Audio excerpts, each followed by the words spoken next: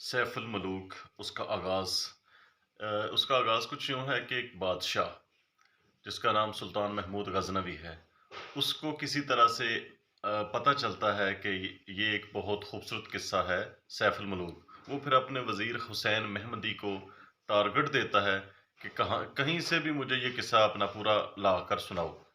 پھر حسین محمدی اپنی ایک مہم پہ نکل جاتا ہے، وہ ملک در ملک خاک چھانتا ہے، معلومات لیتا ہے، وہاں کے قابل اور لائق لوگوں سے پوچھتا ہے، قصے سنتا ہے، مختلف بادشاہوں کے درباروں میں جاتا ہے، لیکن ناکامی ہوتی ہے، اسے کسی جگہ سے بھی اس قصہ سیف الملوک کے بارے میں معلومات نہیں مل سکتی۔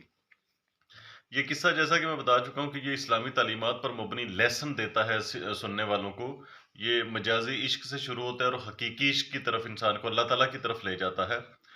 پھر وہ جب اس کی 1 سال کی جو لمٹ اس نے لی ہوتی ہے اس میں صرف چند مہینے رہ گئے ہوتے ہیں، تو پھر وہ ایک بادشاہ کے پاس پہنچتا ہے غالباً مصر میں۔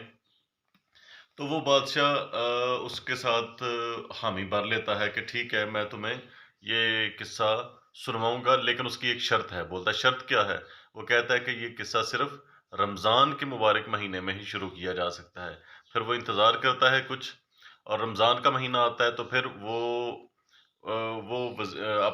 بادشاہ جہاں پہ وہ پہنچا ہوتا ہے وہ اپنے خاص بندوں سے کہتا ہے کہ وہ جو کتاب چھپا کے رکھی ہے تہوں میں، جس کا قصہ ہم کسی کو نہیں سناتے، وہ لے آئیں اور اس کو بسم اللہ کریں شروع کریں۔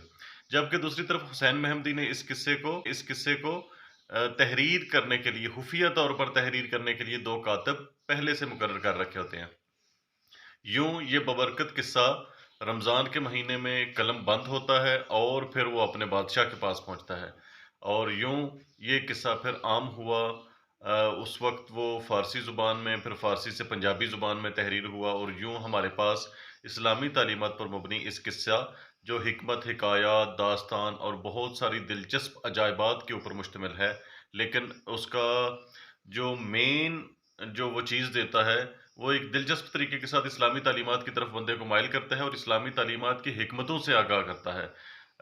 اس کو جاری رکھیں گے انشاءاللہ نیکسٹ میں۔ Thank you.